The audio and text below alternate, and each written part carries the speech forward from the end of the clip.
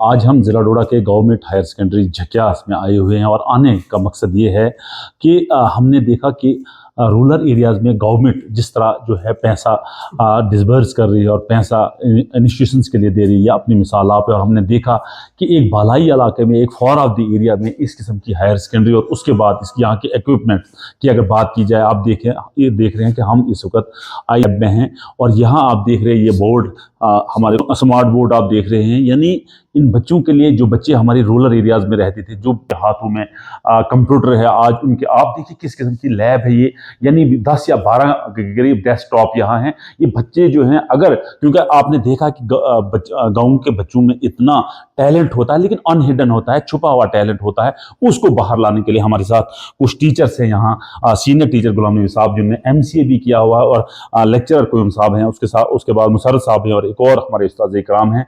इनका एक करीबी रूल रहता है, एक डेडिकेटेड कमिटेड टीचर हैं ये, क्योंकि डिस्पाइट चैलेंजिंग ऑफ स्टाफ, हमने देखा कि यहाँ बहुत ज़्यादा स्टाफ की कमी है, लेकिन उसके बावजूद ये लोग जो है दिन दुगनी रात चुगनी कर रहे हैं और बच्चों को यहाँ तालीम हासिल करा रहे हैं। हमारे साथ गुलाम नबी साहब हैं। गुलाम साहब, इस किस्म की लैब जो है हमने पहली बार देखा और दिल बहुत खुश हुआ कि एक बालाई इलाके में, यानी हिली बॉन्डेड एरिया है, और इस किस्म की लैब यहाँ देखना बच्चों, ये एक खुशकिस्मती है बच्चों के लिए। लेकिन अब अगर स्टाफ की कमी है, क्योंकि डी साहब ने भी अभी प्रॉमिस किया कि मैं यहाँ टीचिंग स्टाफ दे दूंगा, लेकिन आप देखिए इन बच्चों की कितनी आपको कितनी दिक्कत हो रही है इन बच्चों को। रूरल एरियाज के बच्चे हैं, गाँव के बच्चे हैं, कितनी दिक्कत होती है इनको कंप्यूटर सिखाने में।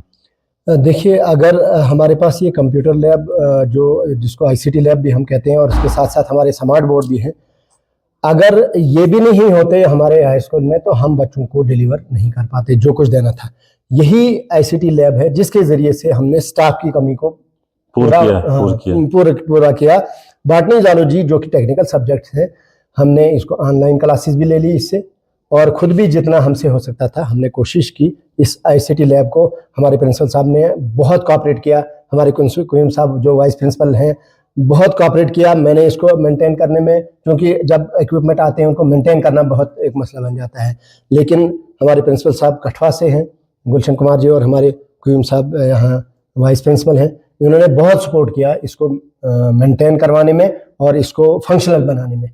तो बच्चे कितना रिस्पॉन्ड आपको करते हैं, क्योंकि सीधे आके लैपटॉप पे बैठना, डेस्कटॉप पे बैठना, उसके बाद दिक्कतों का सामना है, टीचर को भी एक बोरिंग सब्जेक्ट लगता है ज़रूर है ये, लेकिन जब बच्चे सीख जाते हैं उसके बाद एक बेनिफिट मिल ही जाता है टीचर्स को। ICT में आने के लिए बच्चे तरसते हैं कि कब हम इस रूम में चले जाएं। यहाँ पढ़ाए जाते हैं वो सब्जेक्ट बड़े इंटरेस्ट से बच्चे पढ़ते हैं, क्योंकि इंटरएक्टिव लर्निंग बोर्ड से हो जाती है, इसका बहुत बड़ा फ़ायदा है। हमारे साथ in-charge principal government higher secondary झक्यास कोयम साहब हैं। कोयम साहब जो हैं ये यहीं के, इसी एरिया के रहने वाले हैं, और इनको यहाँ की टोपोग्राफी, यहाँ के बच्चों के बारे में ज़्यादा पता है। कोयम साहब, कितनी दिक्कतों का सामना आपको करना पड़ता है? इन बच्चों की एजुकेशन का मसला है, स्टाफ है नहीं यहाँ, लेकिन आप लोग जो हैं ऑनलाइन क्लासें लेते हैं, और उसके बाद जो है बच्चे सेटिस्फाई होते हैं ऑनलाइन क्लास से, क्योंकि ऑनलाइन क्लासेस में भी बच्चों को एक प्रॉब्लम होती होगी, क्योंकि ऑनलाइन वही बच्चा पढ़ सकता है जो थोड़ा कंप्यूटर नोइंग हो, उसमें भी एक प्रॉब्लम रहती है। कितना आपको दुश्वारियों का सामना करना पड़ रहा है?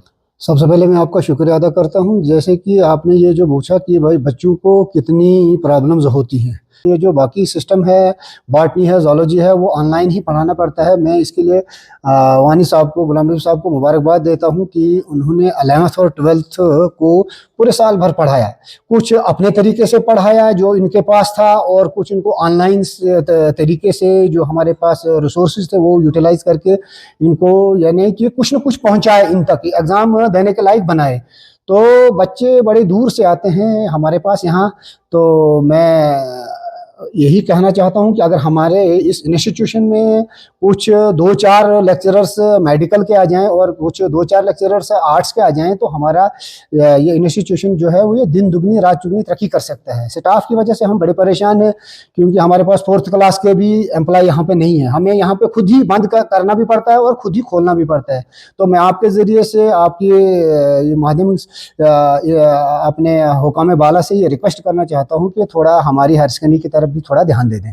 हाँ, नेटवर्क 18 के साथ बात करने के लिए बहुत बहुत शुक्रिया। तो मैं आपको बताऊं कि 400 के करीब यहाँ बच्चे हैं, क्योंकि को एजुकेशन है यहाँ, और इन टीचर्स यानी जहाँ 20 या 25 के करीब टीचर्स होने चाहिए, या वहाँ 6 या 7 के करीब टीचर्स जो है इन बच्चों को की तालीम पे वादाबंद हैं। लेकिन यहाँ आज डिप्टी कमिश्नर डोडा हरविंदर सिंह ने प्रॉमिस किया कि इस स्कूल में, इस हायर सेकेंडरी में मैं स्टाफ ज़रूर दूंगा और आज ही उस स्टाफ को डिप्यूट करूंगा। उम्मीद रहती है यहाँ होपफुली, क्योंकि पेरेंट्स का कहना, बहुत पेरेंट्स ने यहाँ बहुत गिले शिकवे किए एडमिनिस्ट्रेशन से भी, हुकाम वाला से भी, कि एडमिनिस्ट्रेशन इन हायर सेकेंडरीज को, जबकि गवर्नमेंट जो है करोड़ों की फंड्स वहाँ गुजार करती है, डिसबर्स करती है, क्यों नहीं यहाँ स्टाफ भेजा जाता और क्यों इन हायर सेकेंडरी में रूरल एरियाज़ के बच्चों के साथ धोखा किया जाता है। नेटवर्क 18 के लिए फिरदौस खांडे, गवर्नमेंट हायर सेकेंडरी झक्यास, डोडा से।